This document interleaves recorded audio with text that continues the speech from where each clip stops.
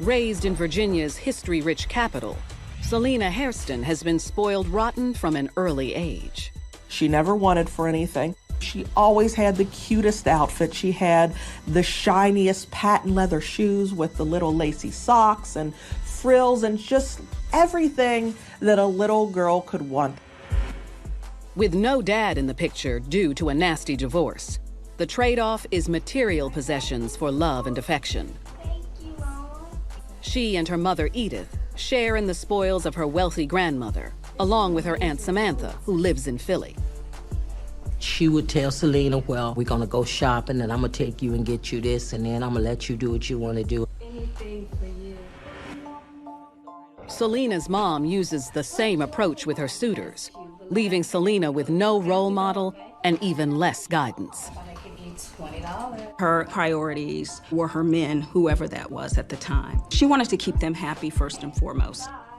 When you're raising a child and showering them with materialistic things, these kids don't learn the true meaning of love. They come to see love as just about financial rewards and gifts. And by age 17, when she starts to date, Mom's pocketbook remains open for Selena, and she's a chip off the old block. This went through generations. Selena valued taking care of her man, making sure that her man had sex and money, and didn't really see that she was being used for those things. But when Selena crosses paths with a man who wants something money can't buy, she finds out just how steep the price of love can be. In Richmond, Virginia, entitled 19-year-old Selena Hairston has 2 years of dating under her belt and is following in her mother's footsteps, using the almighty dollar to try and charm herself a man. We see this all the time when you're brought up in a home where you are taught that love is just about material things. As an adult, that's what you come to expect. Just the material things, just the financial things. And it just leads to many dysfunctional, unhealthy, unhappy relationships. But when she meets unemployed 25-year-old Jamar Hersey through a mutual friend, the dollar signs in her eyes are quickly replaced with butterflies in her stomach. Jamar is a smooth operator. He kind of has a little bit of swagger, and so she was attracted to his charisma. This is a guy who's talking about the cosmos. This is a guy who's talking about the future and referencing her. So he was definitely a different package to be around. The celestial banter piques Selena's interest. So she shoots for the stars and makes Jamar her man. In the beginning, Jamar was making love to her mind, and it wasn't long before they were making love in the sheets. For the next 3 months, when the couple isn't getting it on, they're living it up on the town, treating themselves to watches, stereos, and other electronics out of her mother's share of the inheritance from her grandmother's passing earlier that year. For Edith, the loss of her mother is only trumped by the fact that she doesn't think she got her fair cut as compared with her younger sister, Samantha. It was separate insurance policies. The children got money, I get nothing. but she was never included in the home that she left or to receive any of her pension. From my understanding, Samantha was given a very large amount of the inheritance, which did cause some issues between Samantha and Selena's mother. She lost it. She just could not believe that she had been so slighted. Edith knows Samantha receives money from the family lawyer, who doles out her payments in smaller annuities. On top of the life insurance policy, she also received $1,279 a month from her mother's pension every month for the rest of her life. This is the ultimate in sibling rivalry. The one who's getting less attention tends to be very upset, jealous, angry towards that sibling who's given the preferential treatment. And what better way to recoup her portion of Mom's legacy than to move 20-year-old Samantha in and take it? She was angry, and she turned her anger into a plan of action. Playing on Samantha's insecurities, she arranges for her to move from Philly to Virginia, where she can live a freer life, away from some judgier family members. She was a lesbian, and she couldn't really be who she was. But it wasn't something that was embraced. It was certainly not celebrated. It was tolerated at best. After just a month in her new home sweet home, Samantha's payments arrived like clockwork, and the girls put their plan into action. Every month, this debit card would get loaded with cash. And they knew the PIN to this debit card. They would go shopping. Samantha's only confidant is her Aunt Donna. She would call me and say, Aunt Donna, they took my new coat, my new boots, and they won't let me back in the house. But Edith is clever enough to cut any scrutiny off at the pass. So even though there were red flags that were raised and other relatives that said, hey, we're hearing that this is happening to Samantha and she's being taken advantage of, she would say, oh, no, that's not happening at all. We took some money and invested it, or whatever reason she came up with. Samantha was someone who never made a fuss. So even if Samantha had major objections to leaving, she might not have spoken up for herself. She just complied because that's the way she behaved. Samantha takes her frustrations out on her niece by playing her music too loud and calling her names. Selena said that Samantha taunted her often. It was just the normal course of their relationship, quite frankly. It's not a great situation, and Selena's only respite is Jamar. Jamar loved her a lot, and he gave her affection and attention. Selena gives Jamar anything he wants, anything material, and they're very happy with this arrangement. But what she really yearns for is to move her man out of his parents' place and into her mother's home so they can see each other 24/7.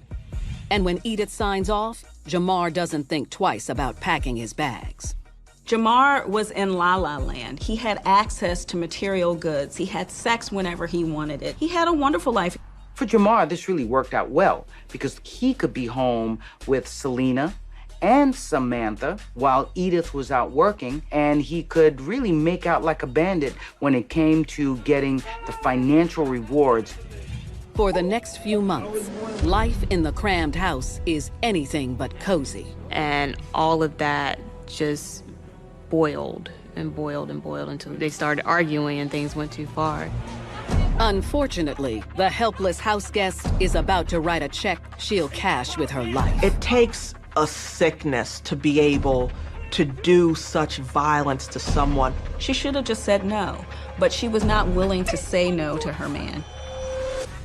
After allowing her boyfriend, Jamar Hersey, to move into the Richmond, Virginia home she shares with her mother and aunt, Selena Hairston looks for ways to keep him happy. But her aunt is getting in the way of their peaceful household. It was like she was jealous of Samantha. I wouldn't say much because I didn't feel like arguing with those crazy people. On a chilly Friday afternoon, Edith is out running errands, and Samantha is shopping, while Selena and Jamar lounge around the house. Just then, the door swings open, and it's Samantha, who goes straight to her room. I think there was an issue about Samantha turning her music up really loud, playing her music loud in the house that day. Selena's had enough, and Samantha can no longer hold back her pent-up rage. Samantha was just so sick of them, and she just started fighting back. So furious, she confronts Selena and Jamar.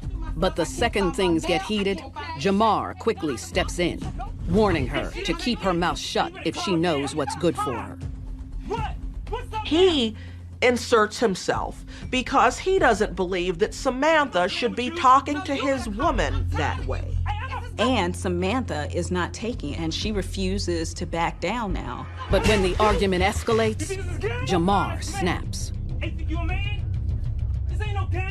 The arguing was going back and forth, and then Jamar got to the point where he became so angry that he actually picked up a hammer and hit Samantha in the head with the hammer. And that's when Jamar started beating her and bludgeoning her with the hammer. Even as Samantha's being beaten to death by Jamar, Selena, you would think, would have jumped in, but she didn't. All she did was stand by her man, watching her aunt being beaten to death. Selena had to have seen this as an act of loyalty. Jamar made it very clear, you are not talking to my woman that way. As the beating continues, Selena is quick to join in the act. Selena was gonna do whatever he did. She always would. If he was beating her and he wanted her to join in, she was gonna join in. As Samantha fights for her life, Jamar decides the only way out is to finish her off. He took the claw side of the hammer and then dug it into her head, and blood spewed everywhere. It was just horrific. With the job finished, the couple is facing a problem: what to do with her body, and what to tell Edith when she gets home from the store. Jamar and Selena were acting on the emotion at the moment. They really didn't know what they were doing or really thought about the consequences. All they knew was they still had to face Selena's mom coming home, and what were they going to do when that happened? Just then, Edith returns home and is furious that Selena and Jamar took her plan to such extremes. She was totally in shock because here they've committed a murder in her house. Her intention wasn't to kill her. She felt betrayed, but she had created this monster. But then instantly she goes for the cover-up. How are we gonna take care of this? So they rolled her up in a blanket and hid her body in the closet. After cleaning their mess, the trio loads Samantha's body into a rented vehicle and dumps it into a ravine around the corner from their home. What they did was as dumb can be. I mean, they literally left her body up the street and just had no concrete plans as to what to do. Obviously, they weren't thinking through any of this. With the deed done, Edith decides she's going to dispose of the murder weapon as far from Richmond as possible. She takes the hammer, puts it in a bag as is, drives it up to Philadelphia, and leaves it at her mom's house. Meanwhile, while Edith worries about the possible repercussions, Selena and Jamar return to life as usual, excited for Samantha's next payment to arrive so they can live frivolously at her expense. Youth and inexperience spoke very loudly here because Selena just didn't think that there were consequences to her actions. They just thought that they could just keep collecting these checks and no one would be the wiser. But a month later, their dreams come to a screeching halt. The man who collects cans was walking through the ravine and he discovered the body. He called 911. Initially, the police weren't able to identify who this body had been in life. They did put out a police sketch and submitted that to local news. They saw her tattoos on TV. People knew that it was Samantha. And I said, Maria, I know they ain't killed that girl.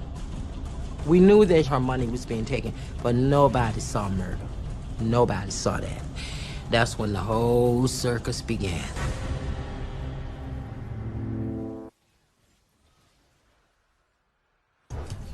After brutally murdering her aunt in Richmond, Virginia, Selena Hairston and her boyfriend, Jamar Hersey, are facing another issue. Samantha's lifeless body has been identified. I called Crime Stoppers because they had all the information, and I said that I think that I know who the young girl is, the sketch y'all keep showing with the tattoo. He asked me, what did the tattoo say? And I said, Sammy G. That's when they start asking me information. Do I know where she lived? Who was she living with? Who was the last person that saw her? So Donna gives police the tip that they need and tells them they should go over to her sister's house because they should have some information about Samantha. Selena's mother's friend went to them and suggested that this person, this body that was found, may in fact be Samantha, and they should go down to the police station to find out. They wanted to put on a show that they cared about Samantha, that they were just as much victims in all of this as Samantha had ultimately been. But as the mother and daughter walk into the station, they're taken into separate rooms and questioned. Each puts on an amazing act. Selena seemed very upset. She acted just as any person would act, going down to the police station, thinking that, in fact, one of their close relatives may have been murdered. Selena's mother didn't seem nervous either. She seemed genuinely concerned about Samantha's whereabouts. But Edith gets so wrapped up in her story that she inadvertently overshares.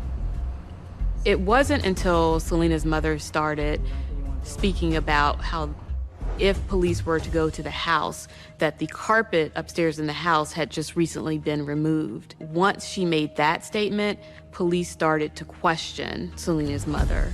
She cracks under the pressure, and she explains that, well, yes, Samantha's been murdered, and I am her killer. I'm the one who did it. And, yep, that's it, you got me. Since Samantha's body was moved, police are doubtful that Edith acted alone, so they decide to accept her story at face value and place her under arrest while they see what Selena knows. The 21-year-old is nervous as can be, but when she hears that her mom confessed, she's quick to play dumb. Their first questions to the police were, what's going to happen to my mother? And the police answer her questions. You know, she's going to be charged with killing her sister. And Selena accepts that and is released from custody and makes her way home. As long as she was saying she did it, Selena and Jamar stayed in hiding. Selena was so spoiled that even when her mom confessed, Selena wasn't that grateful. She expected it because she was only thinking about herself and she was thinking about her relationship with Jamar. But days after her arrest, Edith agrees to turn state's evidence, telling police where to find the murder weapon and placing the blame on the real killers. They put the fear of God in it. They told her, you won't do 50 years for this. You need to tell us the whole story. And she finally admitted, I didn't do it. My daughter and her boyfriend did it. 2 months after Samantha was murdered, police return to Edith's home and slap the cuffs on the dumbfounded couple, who submit without incident. Selena, who initially was going to let her mother take the fall for this murder, starts to reveal more and more about what actually took place. So all of her entitlement and defenses really do crack under the weight of the evidence and the questioning that's put upon her. With Selena's confession on the books, Jamar quickly follows suit, admitting his role in the crime. Jamar and Selena were inseparable. They loved together, they lied together, they stole together, they even murdered together. And eventually, they would confess together. In order to avoid the death penalty, Selena and Jamar each plead guilty to Samantha's murder. Selena is sentenced to 40 years, with 23 years suspended, while her boyfriend Jamar pleads guilty to second-degree murder in exchange for a 20-year prison term. For her role in disposing of her sister's body, Edith receives 5 months of home detention. Selena had everything you wanted in life. Why would you kill somebody this bad, this way? What made you do this? The entire situation just didn't make sense. Behind bars, Selena has expressed remorse for her actions, but admits prison life may be just what she needs. What's ironic here is that Selena wrote letters to family and friends saying that she finally found peace in jail. But it really is tragic that it took the life of her aunt to be able to finally find the emotional happiness that eluded her most of her life. Selena saw her mom using men, using people for their money. But the introduction of her own boyfriend, to me, really showed that she hadn't learned anything from her mother. And look how wrong it went. I think that Selena did throw her life away to keep this man happy. We usually become what our parents teach us. And I believe that she was failed by